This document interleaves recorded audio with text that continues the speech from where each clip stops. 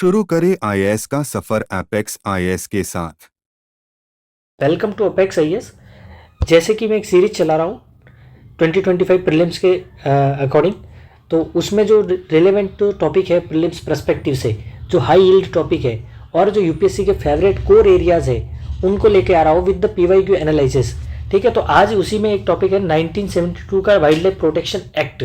ठीक है, तो उसके बारे में मैं डिटेली बताऊंगा कि हमारे यहाँ पॉलिटिकली क्या प्रोविज़न रहा, ये पूरा डिटेल में अमेंडमेंट कितनी बार हुआ है, क्या हुआ है, तो वो पूरी डिटेल हम डिस्कस करेंगे विद द पीवाईक्यू के साथ। ठीक है, तो देख सकते हैं। और ये न्यूज़ में भी कुछ चीज़ें रहता है, हर बार न्यूज़ में रहता है कि wild life protection act, imports वगैरह, CCC to shoot wild life, and ये चीज़ें काफ़ी न्यूज़ में रहती है। तो हमारा बेसिक से चलेंगे। पहले हम क्या चीज़ देखेंगे, पहले थोड़ा देख लेते हैं कि पॉलिटिकल पर्पज़ क्या है, हमारे कॉन्स्टिट्यूशन में क्या क्या प्रोविज़न है, उसको हम देख लेते हैं। कहाँ देखते हैं? पॉलिटी के परस्पेक्टिव से, पॉलिटी के परस्पेक्टिव से देखते हैं। तो कॉन्स्टिट्यूशन में क्या प्रोविजन है? इन द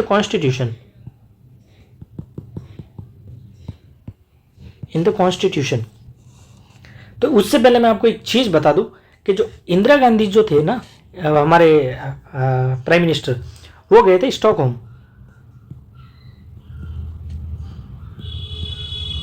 स्टॉकहोम कन्वेंशन हुआ था 1972 का, एक कन्वेंशन हुआ था। वहाँ जाने के बाद उन्होंने वो अटेंड करने के बाद जब इंडिया आते ना, तो ये एक्ट लाते हैं, वाइल्ड लाइफ प्रोटेक्शन एक्ट। ये जो एक्ट है ना, ये एक्ट लाते हैं 1972 का। उसी के साथ 1973 के अंदर प्रोजेक्ट टाइगर शुरू करते हैं। प्रोजेक्ट टाइगर शुरू करते हैं। अब इसी के साथ अगर हम पॉलिटिकल चीज़ें देखें, तो अब हम देखते हैं कि इंदिरा गांधी ने काफ़ी चीज़ें की है। क्यों? क्योंकि जब ये आने के बाद ये जो कंटिन्यू चीज़ें हो रही है, तो वो अमेंडमेंट भी कॉन्स्टिट्यूशन में होता है। तो 42 अमेंडमेंट जो कॉन्स्टिट्यूशन का है ना 1976, उसके अंदर हमें 48 डीपीएसपी का 48 जहाँ पर बोलता है कि protection of wild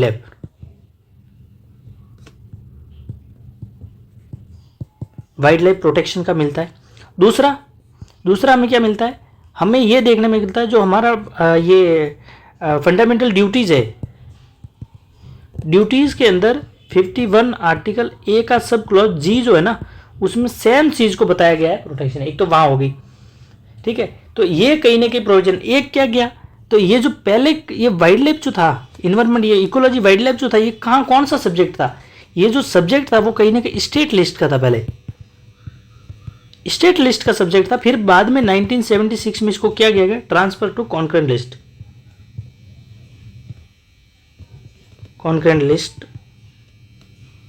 list of 7th schedule.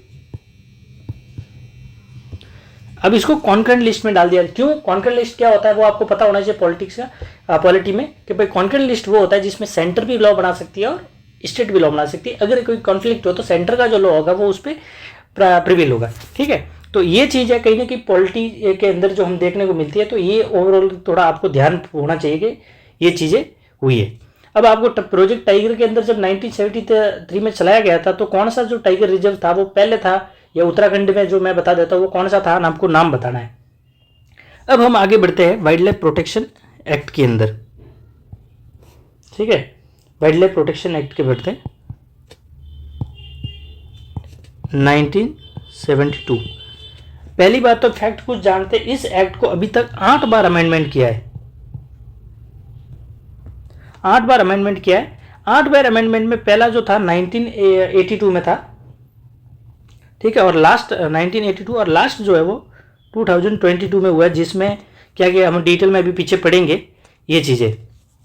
ठीक है, अब आगे बढ़ते, ये चीज़ें आपको ध्यान रखनी है। अब कुछ चीज़ों को मैं आपको जानता रहता हूँ कि भाई हाँ, कहाँ किस चीज़ में क्या क्या किया गया, वो हम आपको देखते हैं। तो हमें उससे पहले हमें जानना है कि कुछ कीवर्ड जो होते। ठीक है, सीधी टू द पॉइंट बात करेंगे कि हमारे लिए क्या रिलेवेंट है और क्या रिलेवेंट नहीं है। फालतू की कोई चीज़ बात नहीं करेंगे। ठीक है, तो हमें उस चीज़ों में नहीं जाना है जो हमारे लिए रिलेवेंट नहीं है। ठीक है, तो हमें सीधे फालतू चीज़ों में नहीं जाना है। तो पहले हमें सिर्फ याद रखना है कि यहाँ एक इसका कॉन्सेप्ट आता है शेड्यूल का। शेड्यूल्स जो कॉन्सेप्ट है ना, उस शेड्यूल्स का मतलब होता है कि उस शेड्यूल में अगर कोई एनिमल है, मतलब वाइल्ड लाइफ है, उनको प्रोटेक्शन दिया गया है। उनको प्रोटेक्शन दिया गया है कि भाई उनको किल नहीं किया जाता, वो नहीं किया सकता, इनको प्रोटेक्शन है। तो अब ये शेड्यूल दिया गया है, उसका क्या है, अब हम इसमें पहले एक बार ये जान लेते हैं कि उसमें जो गवर्नमेंट की गाइडलाइंस है, जो एक्ट है, उसमें कुछ कीवर्ड्स जो है वो मेंशन है कि भाई हंटिंग नहीं कर सकते प्रोटेक्शन। तो हंटिंग है क्या, हंटिंग क्या है? तो हंटिंग के अंदर आपको ध्यान रखना है, अगर ये जरा का हंटिंग के अंदर मेंशन है स्पेशली कि अगर किलिंग करता है वो हंटिंग तो आ गई, ठीक है। उसके अलावा क्या क्या चीज़ है, उसके अलावा अगर हम ट्रैपिंग करते हैं तो भी आ जाती है। पॉइजनिंग होता है, किसी को जहर देके जानवर को वगैरह खिला देता, ठीक है, पॉइजनिंग हो गया, वो भी आ गया, ठीक है। कैप्चरिंग भी आता है, कैप्चरिंग जो है वो भी इसके अंदर आता है, ठीक है। एक दूसरा वर्ड जो है वो क्या है, अब वो वर्ड है वो है ट्रॉफी, ठीक है। कौन सा वर्ड है, एक वर्ड है वो है ट्रॉफी। इसका मतलब क्या होता है, इसका मतलब होता है कि प्रिजर्व करना। कोई आपने देखा होगा प्रिजर्व करने का मतलब होता है कि जैसे हम कभी आज भी जाते हैं, कई बड़ी बड़ी हवेलियाज होती है, वहाँ होती है, जो मूवियों में भी देखा हो, तो वहाँ जैसे जानवरों के चेहरे लगे होते हैं, फेसेस होते हैं, ठीक है, जानवरों की खाल होती है, तो ऐसे प्रिजर्व नहीं किया जा सकता। ये चीज़ों को ये मेंशन है। एक टर्म इंपॉर्टेंट आपको याद रखना कि लाइव स्टॉक। ये जो लाइव स्टॉक टर्म क्या है, तो लाइव स्टॉक वो चीज़ है जो किसी शेड्यूल के अंदर मेंशन नहीं है, वो लाइव स्टॉक है, शेड्यूल के अंदर मेंशन नहीं है। जैसे मान लो कि बुल, बफेलो, ठीक है, बफेलो, और हो गया जैसे डोंकी, ठीक है। ये चीज़ जो है, ये जैसे पोल्ट्री हो गया, ये चीज़ें मेंशन शेड्यूल में नहीं है, लेकिन ये लाइव स्टॉक्स है। ये चीज़ आपको ध्यान रखने की बात है कि भाई हाँ ये चीज़ है कि क्या क्या चीज़ है, ये आपको ध्यान। अब आते हैं 1972 का जो था उसमें शेड्यूल क्या चीज़ है, जो प्रोटेक्शन, पहले जो शेड्यूल थे वो कितने थे टोटल, वो थे टोटल 6। अब क्या हो गए, अब टोटल हो गए 4। अब ध्यान रखने की यहाँ बात है, इंपॉर्टेंट अभी तो बाकी है पॉइंट। पहले थे से, पहले जो से थे उसमें क्या क्या था, ठीक है। पहला जो था first schedule first, high level of protection, high level protection, यानी 1 लाख, पहले 25,000 थी, फिर कहते 1 लाख तक, 1 लाख रुपीज तक पेनल्टीज और 7 ईयर जेल होती है। ये हो गया शेड्यूल फर्स्ट। शेड्यूल 2 के अंदर लेसर, मतलब हाई लेवल भी कहते, ये टॉपेस्ट था, उससे ये भी हाई लेवल था, लेकिन एज कंपेयर फर्स्ट से थोड़ा लेस था, पेनल्टीज वगैरह कम ही हो गया। अगर हम थर्ड देखें तो वो था, मतलब कह सकते हैं कि थोड़ा लोअर लेवल, यानी हाई लेवल हो गया तो उससे भी लोअर, सेकंड से लोअर लेवल एनिमल इसमें भी आता है, ये प्रोटेक्शन हो गया, ठीक है। अब क्या हो गया, ये तो हो गई थर्ड लेवल हो गई वगैरह, ठीक है। तो अब हमें जानना है कि एक चीज़ है मोस्ट याद रखने की बात है, जैसे 5वीं, ठीक है, 5वीं में क्या था, 5 में थी वर्मी। ये चीज़ याद रखना, ये पॉइंट बहुत है, वर्मी जो है ना, ठीक है, ये वर्मिन जो है वो इंपॉर्टेंट है। इसको मैं अभी आपको बताऊंगा कि वर्मिन जो है वो इंपॉर्टेंट क्यों है, ठीक है। एक आता है जो वो है प्लांट से रिलेटेड, ठीक है, वो है प्लांट। ये 6th में जो क्या थी, वो थी प्लांट्स,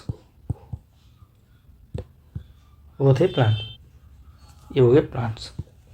अभी हो गए फर्स्ट सेकंड थर्ड, हाँ 4 में भी है जो लेसर लेवल जो प्रोटेक्शन है वो, ये एक थी इसके बारे में। अब आते हैं, एक बार हम वापस पढ़ लेते हैं कि 22 में जो अमेंडमेंट हुआ है ना, उसमें क्या चीज़ें हुई है।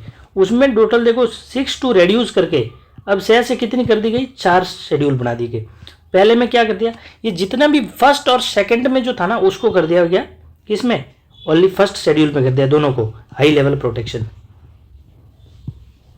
अब सेकंड में क्या आया, अब सेकंड शेड्यूल में क्या कर दिया गया, ठीक है। सेकंड शेड्यूल में देखने की बात है कि भाई सेकंड शेड्यूल में क्या चीज़ है, सेकंड शेड्यूल में क्या है, वो है लोअर लेवल प्रोटेक्शन। थर्ड में क्या है, थर्ड में आ गया प्लांट सीधा, प्लांट पहले किस में था, प्लांट 6 में था, अब आ गया थर्ड में। फोर्थ जो फोर्थ कर दिया सीरीज, फोर्थ में अब क्या है, या एक नई चीज जोड़ी है, वो है साइट्स। क्या जोड़ी है, ये साइट्स। ये एक international organization, convention of international trade endangered species flora and fauna जो है उसका ट्रेड होता है, उसको सर्टिफाई करता है कि भाई ये जो इसमें 3 अपेंडिक्स है, कितनी अपेंडिक्स है, 3 अपेंडिक्स, यानी 3 लिस्ट है। तो 3 लिस्ट में एक प्रोटेक्शन दिया जाता है, जैसे हमने 4 टाइप के प्रोटेक्शन दिए ना, हायर लेवल वो लेवल, तो उसमें भी 3 टाइप की प्रोटेक्शन है, किसको वेरीफाइड करना है। तो अब साइट्स जो ऐड किया गया उसको अब हम जो देखते हैं, धीरे धीरे हम जानेंगे कि क्या क्या चीज़ें हैं और क्या क्या चीज़ों को नहीं है, कौन कौन से शेड्यूल में फर्स्ट आएगी, क्या क्या नहीं आ रहा, वो सब चीज़ें हमें जानेंगे, ठीक है। अब देखो, पहले हमारा जानने क्या है कि वर्मी, फिर जानेंगे साइट्स, या पहले ऐसा कर लेते साइट को जान लेते, साइट्स क्या है। तो देखो, साइट मैंने बताया जैसे इंटरनेशनल ऑर्गेनाइजेशन, उसमें क्या होगा, जो गवर्नमेंट होगी, ठीक है, वो गवर्नमेंट अपनी जो इंडियन गवर्नमेंट वो एक अथॉरिटी बनाएगी इंडिया के अंदर, जो ये सर्टिफिकेट देगी, यानी मतलब सर्टिफाइड करेगी किसी को, या मैनेजमेंट करेगी, ठीक है, सर्टिफाइड करेगी। अगर किसी को कोई जैसे एनिमल है, पर्टिकुलर एनिमल है, उसका ट्रेड करना है, मतलब ट्रेड नहीं करना, उसको ट्रांसपोर्ट करना है, या कोई ट्रेड पर्पस या साइंस के पर्पस से रिलेटेड है, तो उसका सर्टिफिकेट इशू करेगी विशेष। ऐसा नहीं है कि पूरा के भाई अगर मतलब हाथियों का ट्रेड करना है तो हाथी, या फिर कोई मतलब पूरी एक कम्युनिटी को ट्रेड करना शुरू कर दे कि हम इनको ट्रेड कर ले विदेशों में, ऐसा सर्टिफिकेट नहीं मिलता। क्यों? क्योंकि यहाँ एक कॉन्सेप्ट आता है, वो है डेजिग्नेशन का, मतलब एक सर्टिफिकेट, यानी कहते हैं ना मार्क का, सर्टिफिकेट मार्क होता है, ये आइडेंटिफिकेशन मार्क कहते हैं जिसको, आइडेंटिफिकेशन मार्क। ये आइडेंटिफिकेशन मार्क क्या होता है, ये एक एनिमल जैसे होता है, अब एनिमल को तो कैसे पहचानेंगे, उनको मार्क कर दिया कि भाई हाँ ये एनिमल सर्टिफाइड है, इसको ले जा रहे हो बोल रहे हो, तो उसको सर्टिफाइड, तो ये अथॉरिटी करेगी सेंट्रल गवर्नमेंट। तो इसके जो नॉर्म्स है उसको अप्लाई करने के लिए साइट्स को ऐड किया गया है इसे 22 अमेंडमेंट, मतलब ये 2022 में जो 8th कॉन्स्टिट्यूशन अमेंडमेंट में, सॉरी ये एक्ट में अमेंडमेंट हुआ था 1972 में, ठीक है। तो ये हो गया, ये चीज़ थी साइट्स के बारे में हमें जाननी थी, मोस्टली जो है वो है। अब आता है वर्मी। वर्मी क्या है? देखो, वर्मी वो चीज है जिनको हंट कैन बी हंटेड,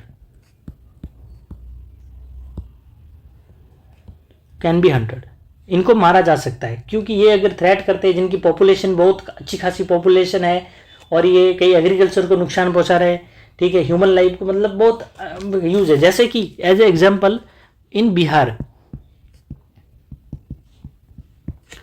जो नील गाय है, ठीक है, नील गाय जो वो है वर्मी के अंदर डाली गई ठीक है। तो वो जो नील गाय है उसको किस में डाला गया है, उसको डाला गया है वर्मी के अंदर। ये हो गया वर्मी के अंदर, जैसे जो वर्मी चीजें है ना, इनको देखो। अब वर्मी के दूसरी हमें ध्यान रखने की बारी है, जो 22 का देखे तो 22 के अंदर ही कह रहे हैं ना, हम बात करें 22 में जो अमेंडमेंट हुआ है, अब इसको किसी शेड्यूल लिस्ट में नहीं डाला। अब इसको कौन डिक्लेयर करेगा? डिक्लेयर जो करता है, ये important very very must point है कि vermin who will declare as a vermin, तो वो डिक्लेयर कौन करेगा? सेंट्रल गवर्नमेंट,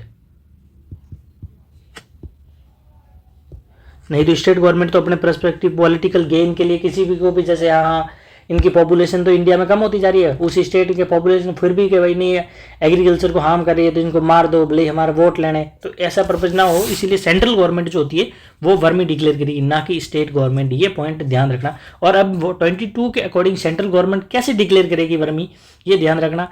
जो हमने पढ़ा कि सेंट्रल गवर्नमेंट अभी जो शेड्यूल 2 है, ठीक है, उस शेड्यूल 2 के अंदर कोई स्पेसिस है ना, ठीक है,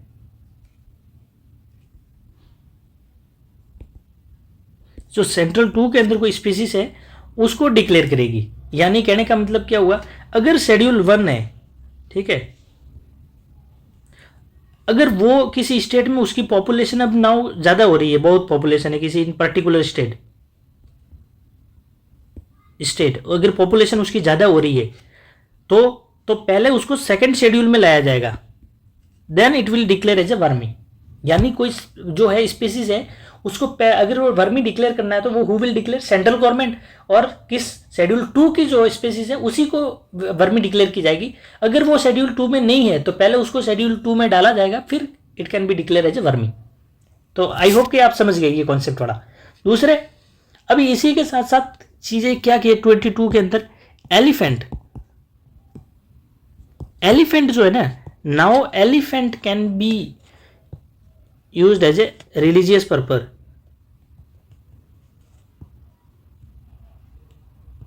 रिलीजियस पर्पज यूज किया जा सकता है। दूसरा ट्रांसपोर्ट हो सकता है उन चीजों के प्रबंध में। ट्रांसपोर्ट का मतलब ये नहीं है कि उसको ट्रेड कर रहे हो, ट्रेड नहीं, इट नॉट इंक्लूड ट्रेड।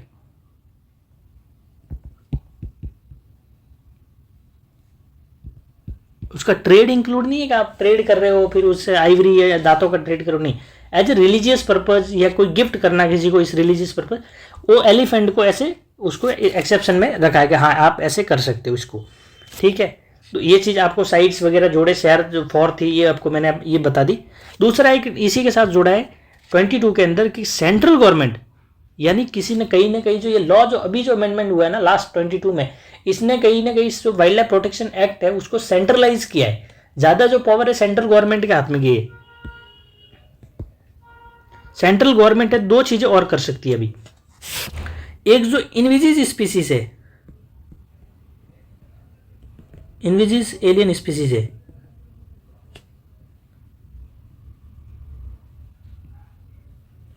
उनको रेगुलेट, प्रोहिबिट से रिगार्डिंग कोई भी गाइडलाइंस इशू कर सकती है, वो करने के लिए सेंट्रल गवर्नमेंट करेगी, ध्यान रखना। दूसरा एक आपको कॉन्सेप्ट बताओ, मैं एक national park wild life sanctuary से रिलेटेड भी वीडियो लाऊंगा, लेकिन मैं आपको ये बता दूं कि कम्युनिटी रिजर्व होता है, एक होता है कंजर्वेशन रिजर्व, ठीक है। तो जो कम्युनिटी रिजर्व होता है वो तो जो कम्युनिटी होल्ड करती है, कंजर्वेशन रिजर्व जो गवर्नमेंट का लैंड होता है। तो जो कंजर्वेशन रिजर्व है,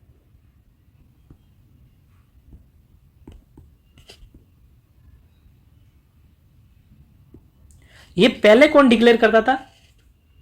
only state government before. Now both central plus state, यानी पहले जो कंजर्वेशन रिजर्व था ना वो स्टेट गवर्नमेंट डिक्लेयर करती थी। अब इस एक्ट में अमेंड करने के बाद कहा है कि भाई central government can also declare as a conservation reserve. तो आई होप कि आप समझ गए कि उस कंजर्वेशन रिजर्व जो भी है ना वो भी अब जो है वो सेंट्रल गवर्नमेंट डिक्लेयर। तो ये जो स्टेटमेंट है आपको सब ध्यान रखने की है कि अगर स्टेटमेंट एग्जाम में दिख गया कि central government conservation reserve only can be declare by the state government, नहीं सेंट्रल गवर्नमेंट नाउ ऑल्सो, ठीक है। कि ऐसा आ जाए कि सेंट्रल गवर्नमेंट ओनली, नहीं दोनों, या कि इनविजिस या फिर कि वर्मी जो है vermi can be declare only by the central government, yes only by the central government. ये आप ध्यान रखना ये पॉइंट। अगर हम सोचेंगे नहीं ओनली लिखा है तो हम तो ऐसे ओनली पे क्यों जाए, अरे भाई ओनली पे जाना पड़ेगा ना, जब है चीज तो है।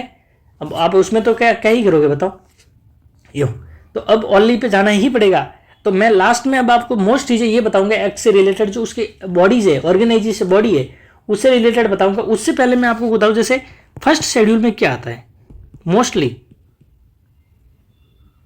फर्स्ट शेड्यूल में आपको कुछ जैसे टाइगर हो गया, ठीक है, टाइगर हो गया, डुगोंग हो गया, मतलब कुछ चीजें बताता हूं, आप पढ़ लेना। ये चीजें बताने की क्या है, बहुत सारी चीजें होते, ब्लैक बक जो होते हो गया, सीता देख लो, अपना सीता देखना, अपना इंडिया के नेचुरल सीता कब का खत्म हो चुका था ये बता देना। हम जो इंट्रोड्यूस किया वो कौन सी कंट्री से किया आप जरूर बता देना, और कौन कौन से नेशनल पार्क में किया गया, ठीक है। जैसे लॉइन हो गया, ये भी आता है। दो इंपॉर्टेंट स्पीसीज जैसे मैं आपको बताता हूँ, जो बैट होती है ना, बैट मोस्टली फर्स्ट शेड्यूल में आती नहीं है, लेकिन फर्स्ट शेड्यूल में दो स्पीसीज की बैट की जो फर्स्ट शेड्यूल में, एक तो है ये रॉकटन्स फ्री टेल्ड बैट, एक बैट है सलीम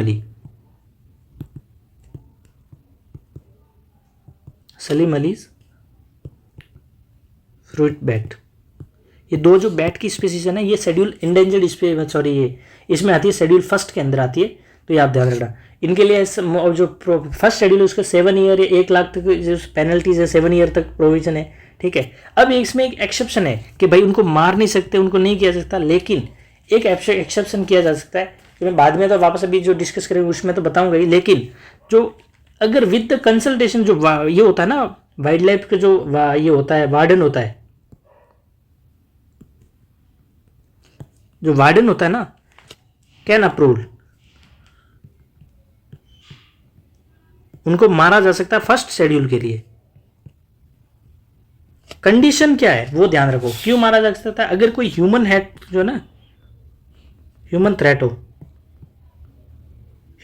हो या फिर कोई डिजीज, ऐसी कोई एनिमल है जिसमें वाइल्ड में एनिमल है जिसको बहुत डिजीज हो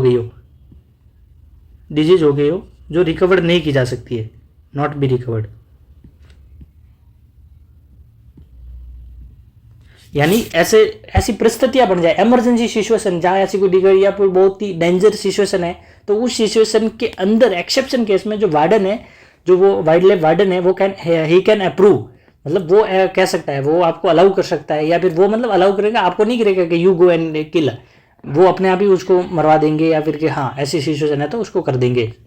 तो जो वार्डन होता है ही कैन अप्रूव वो, लेकिन वो एक्सट्रीम सिचुएशन है, ऐसा नहीं है कि वो ऐसे ही नॉर्मली। लेकिन अगर नॉर्मल क्वेश्चन आता है कि can't be and, yes can't be and, but any extreme situation it can B. Extreme situation में तो होना ही चाहिए, वो तो हो गई। तो ये चीज़ें तो मेन थी इस एक्ट रिलेटेड। अब हम कुछ चीज़ें और पढ़ेंगे, इसमें से कौन कौन सी बॉडीज आती है, ठीक है, इसमें से कौन कौन सी बॉडीज आती है वो हम पढ़ेंगे। ये आती है बॉडीज के बारे में।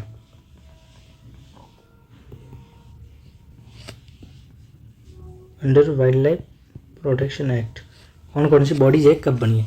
मेन अब चीज़ें ध्यान रखने की बात कौन सी है बॉडीज के अंदर, एक तो आता है इसका नेशनल जो बोर्ड है,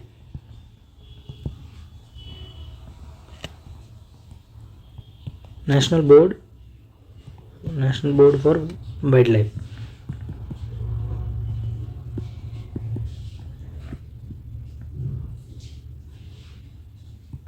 national board for wild life जो है ये, इसको पहले हेड कौन करता है, पीएम जो होता है इसका चेयरमैन होता है। दूसरा, जैसे ऐसा कैसा स्टेट में भी होता है state board of wild life, इसको कौन करेगा, सीएम।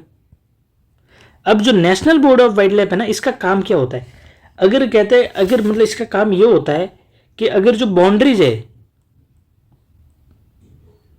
मतलब काम क्या होता है, मतलब ये तो मैं एक्सेप्शन जो प्रीलिम्स प्रोसीजर, बाकी काम तो इसका वाइल्ड लाइफ गाइडलाइंस वगैरह, कोई इश्यूज है तो उस पर डिबेट करना, उस पर मतलब बात करना, उस पर कोई डिसीजन लेना कि क्या कौन से। तो लेकिन इसका एक मेन पावर जो इसके पास है कि boundaries of any national park और wildlife sanctuary can't be alter,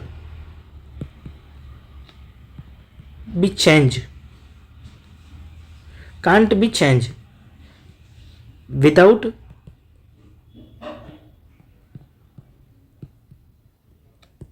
approval of national board of wild life.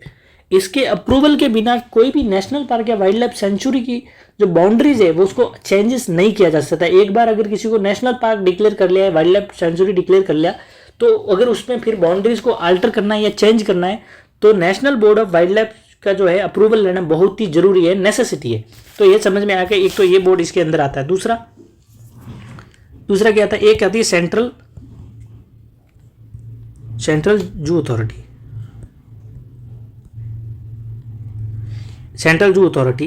एक है नेशनल टाइगर कंजर्वेशन अथॉरिटी। इसको जो अमेंडमेंट हुआ था 2006 में, तो इसको बनाया था। इन दोनों का जो हेड होता है वो मिनिस्टर ऑफ पर्यावरण, इन्वायरमेंट मिनिस्टर जो होता है ना, environment ecological minister wild life, तो जो मिनिस्टर होता है ना वो इसका हेड होता है। इन्वायरमेंट मिनिस्टर जो होते हैं वो इसके हेड होते हैं, दोनों के, सेंट्रल जू अथॉरिटी और नेशनल टाइगर कंजर्वेशन अथॉरिटी, दोनों के जो हेड होते हैं वो ये होते हैं। इनके बारे में अलग अलग मैं वैसे ही लेके आऊँगा, तो मैं पूरा डिटेल में नहीं जाऊँगा। एक और अथॉरिटी आती है जिसको आपको ध्यान रखना है, एक अथॉरिटी कौन सी है, वो है wild life crime bureau.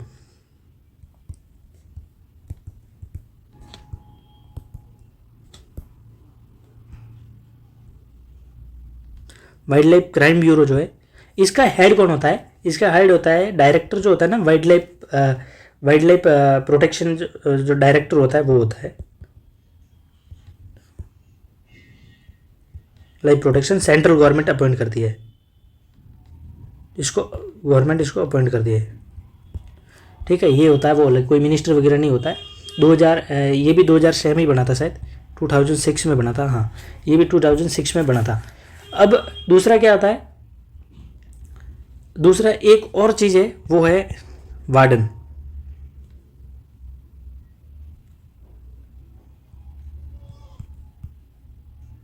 Warden इसको अपॉइंट कौन करता है? इसमें दो चीजें आपको ध्यान रखने की। जो वार्डन होता है, वाइल्ड लाइफ वार्डन होता है, उसको अपॉइंट करता है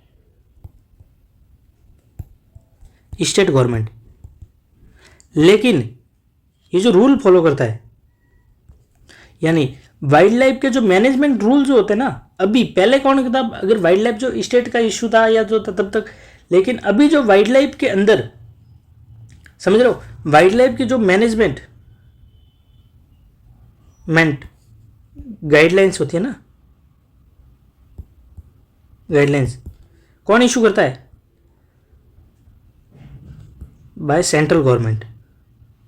ये नया है, यानी अभी जो है ना, अभी अगर वाइल्ड लाइफ या national park, wild life sanctuaries वगैरह जो भी, जो उनका जैसे भी वो मैनेजमेंट होगा ना, जो कैसे रूल लागू होगा, वो जो डिसाइड सेंट्रल गवर्नमेंट की जो गाइडलाइंस होगी ना, उसके अकॉर्डिंग ये वाइल्ड लाइफ वार्डन जो है वो उसको इंप्लीमेंट करेगा, स्टेट गवर्नमेंट का नहीं। ध्यान रखना, ये जो गाइडलाइन किसके गाइडलाइन के ऊपर नेशनल पार्क और वाइल्ड लाइफ सेंचुरी रन करेंगे? सेंट्रल गवर्नमेंट के गाइडलाइन। लेकिन वार्डन को अपॉइंट कौन करता है? वार्डन को अपॉइंट करता है स्टेट गवर्नमेंट। क्यों? ये तो एक सिविल सर्विस मेंबर होता है, जैसे IFS वगैरह हो, कोई भी हो, उसको अपॉइंट करता है वार्डन, ठीक है।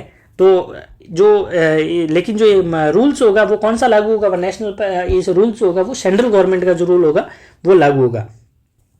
दूसरी एक ये चीज़ याद रखनी है कि 2013 में अमेंडमेंट जो हुआ था ना, उसमें जो हंटिंग जो है ना ट्राइबल एरिया की, जैसे अंडमान निकोबार, अंडमान निकोबार जो है, उनको जो शेड्यूल ट्राइब के जो लोग हैं उनको हंटिंग अलाउ थी, हंटिंग अलाउ कर दी गई, ठीक है। इसको उनको हंटिंग अलाउ कर दी गई थी कि वो हंट कर सकते हैं, भले शेड्यूल के कोई भी आओगे, उनके उस एरिया में जो होता है उनको अलाउ किया गया है। ये चीज़ आपको ध्यान रखने की बात है। दूसरी, हमने एक आगे बड़ा मिस हो गया पॉइंट के, जो मैनेजमेंट रूल जो होता है, अगर वो किसी जैसे शेड्यूल एरिया में, शेड्यूल एरिया जो है 5th शेड्यूल, ठीक है, 5th शेड्यूल, या और वो किस में है, इसमें फॉरेस्ट रिकॉग्नाइजेशन एक्ट जो है ना 2006, अगर वो इस चीज़ों में आते हैं कोई भी, ठीक है, तो उनका जो ये प्लान बनेगा ना, या गाइडलाइंस बनेगी, वो कैसे? सेंट्रल गवर्नमेंट फर्स्ट विल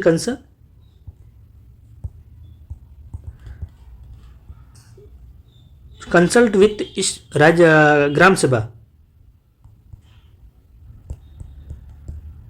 ग्राम सभा के साथ कंसल्ट करके गाइडलाइंस इशू करेगी। अगर कोई नेशनल पार्क या wildlife century 5th schedule area में आता है तो पहले ग्राम सभा से कंसल्ट करेगी, फिर गाइडलाइंस। लेकिन गाइडलाइंस कौन सी होगी? सेंट्रल गवर्नमेंट की इंप्लीमेंट होगी, और इंप्लीमेंट कौन करेगा? वार्डन। तो आई होप कि आपको पूरा ये जो एक्ट जो था वो आपको पूरी डिटेली आपको बता दिया कि हाँ ये अथॉरिटीज आती है, ये आती है। अब हम डिस्कशन करेंगे, हम डिस्कस करेंगे PYQ, ठीक है। अब हम PYQ पे आते हैं, कि भाई PYQ इंपॉर्टेंट है कि देखो टॉपिक कैसे इंपॉर्टेंट है, कैसे पता चलेगा विदाउट PYQ।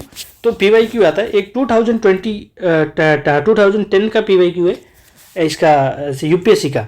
तो उसमें देखते हैं कि इसमें क्या क्या है और क्या है। ये जो हमने आगे बढ़ाया तो अभी आपको बताना है। Boundaries of national park are the defined by the legislation. अब ये ध्यान रखना कि लेजिस्लेशन द्वारा है कि नहीं। हाँ, जो अगर उनकी डिफाइंड, अगर इंप्लीमेंट करते डिफाइन की जाती है वो स्टेट लेजिस्लेशन द्वारा ही की जाती है, लेकिन उसको अल्ट्रेशन किया जाता है तो क्या होगा? अल्ट्रेशन किया जाएगा तो कौन करेगा? पहले अप्रूवल लेना पड़ेगा उस बोर्ड का, नेशनल वाइल्ड लाइफ बोर्ड जो है उसका अप्रूवल लेना पड़ेगा, लेकिन डिवाइन की जाती है ये स्टेटमेंट सही है।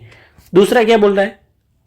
तो biosphere reserve is declare to be conserve a few specific specie. अरे भाई इतना तो बताओगे, इंडिया के अंदर now it is 18 biosphere reserve है, ठीक है।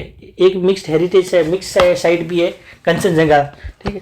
तो 18 जो है, अब उसमें से 18 जब सिर्फ पूरे भारत में सिर्फ 18 ही है नेशनल पार्क, इतने नेशनल पार्क बना लिए हमने, इतनी वाइल्ड लाइफ सेंचुरी बनाएगी, लेकिन बायोस्फीयर रिजर्व 18 है, तो यार कम से कम फ्यू स्पीसीज तो नहीं होगा ना। फ्यू स्पीसीज लिए तो नेशनल पार्क है, वाइल्ड लाइफ सेंचुरीज है, तो हम ये फ्यू स्पीसीज के लिए बायोस्फीयर रिजर्व क्यों रखेंगे?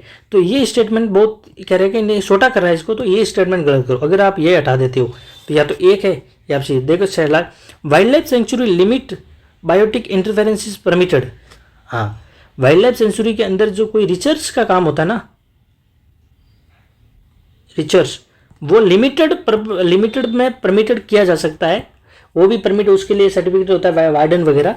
तो ये जो स्टेटमेंट इसका जो आंसर होगा सी, यानी 1 और 3 आर द करेक्ट आंसर। ये आपको समझ लो, ये पीवाईक्यू में तो आपको इंपॉर्टेंट है। दूसरा, अब कौन सा एक पीवाईक्यू 2020 में आया हुआ है, ठीक है, उसमें पूछा in a particular plant species is placed under the schedule 6। उस समय शेड्यूल 6 20 में था, तो पहले शेड्यूल 6 का पूछेंगे। प्रोटेक्शन 92, इम्प्लीकेशन क्या होगा इसमें? A license is required to cultivate that plant. अब पहले प्लांट 6 में था, अब प्लांट किस में आया मैंने पढ़ा है, आप बता देना, ठीक है।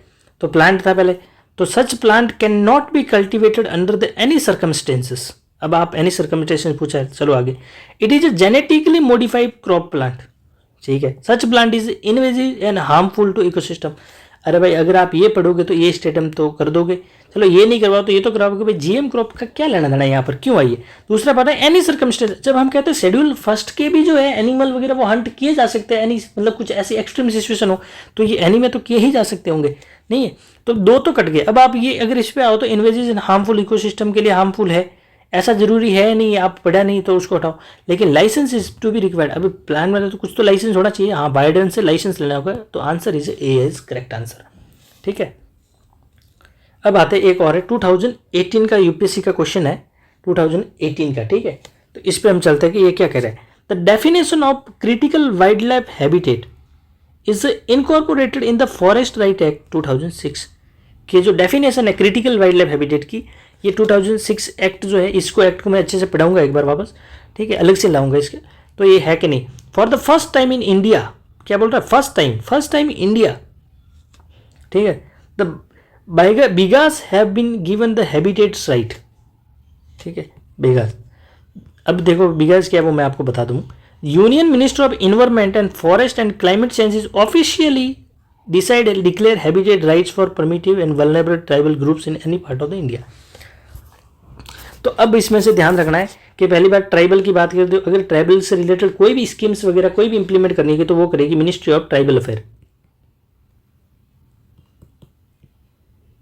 Affair.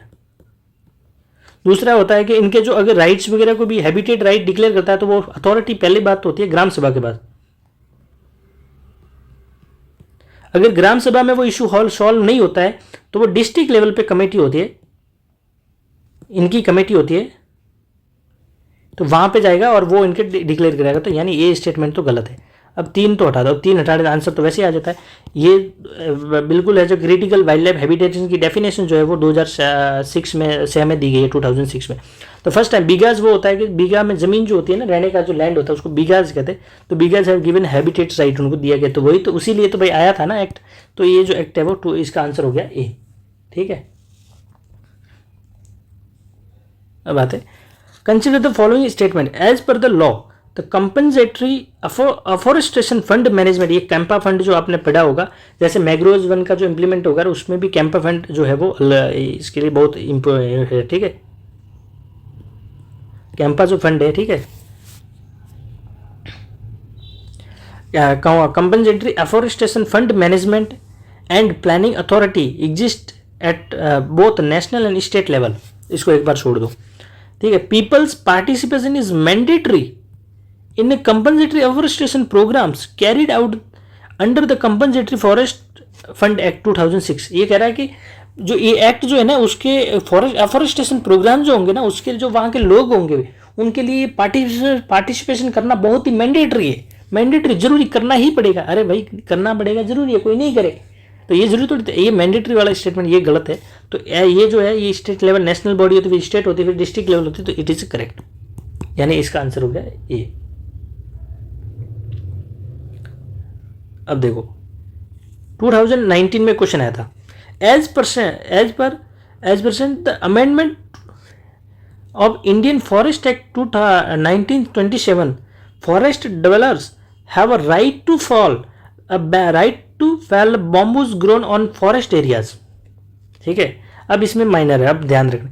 As per the scheduled tribes and other traditional forest developers recognization act 2000 है, bamboo is a minor forest produce, कि भाई इसमें जो शेड्यूल ट्राइब्स जो होते हैं ना, जो एक्ट है उसके अंदर जो बैम्बू जो है वो माइनर फॉरेस्ट प्रोड्यूस आता है नहीं आता, ये आपको देखना है। तो शेड्यूल ट्राइब्स एंड अदर जो एक्ट है इससे मतलब वही 2000 एक्ट जो है recognise allows ownership of minor forest produce forest developer. अरे देखो अब मैं आपको एक चीज़ समझाता हूँ, वो चीज़ क्या है। वो चीज़ ये है कि अगर ये स्टेटमेंट सही होगा ना तो ये डेफिनेटली सही होगा। अरे भाई ये कहता है कि minor forest bamboo minor forest है, अब माइनर फॉरेस्ट है अगर जो ये राइट ही दे रहा है उनको हैबिटेट का, तो माइनर फॉरेस्ट की जो ऑनरशिप तो देगा ही कुछ ना कुछ, तो ये मोस्ट चांस है कि ये स्टेटमेंट सही होगा अगर ये सही होगा। तो अगर देखो दो सही है, हमने दो को देखना है, तो दो देखो पहले मैं क्या बोल रहा है कि ये developers have the right to fall bamboos on forest area, नहीं ऐसा नहीं था, ऐसा ये नॉन फॉरेस्ट में आता है बैम्बू, उसमें जो कैसा आता है नॉन फॉरेस्ट में, तो ये स्टेटमेंट गलत है। अब गलत है तो अब गलत है तो तीन, यानी तीन सही होने के लिए दो सही होना पड़ेगा पहले, तो दो जो स्टेटमेंट वैसे ही जनरल है, यानी आप मान सकते हो दो तो सही है, यानी 2 और 3 जो है उसका आंसर है, ये सही स्टेटमेंट है। ठीक है, तो आई होप कि आपको ये समझ में आया होगा। ठीक है, ये पूरे चीज़ों को समझा दिया है आपको, और ये पूरी क्लासेस जो बड़ी इंपॉर्टेंट है 2025 प्रीलिम्स के पर्सपेक्टिव।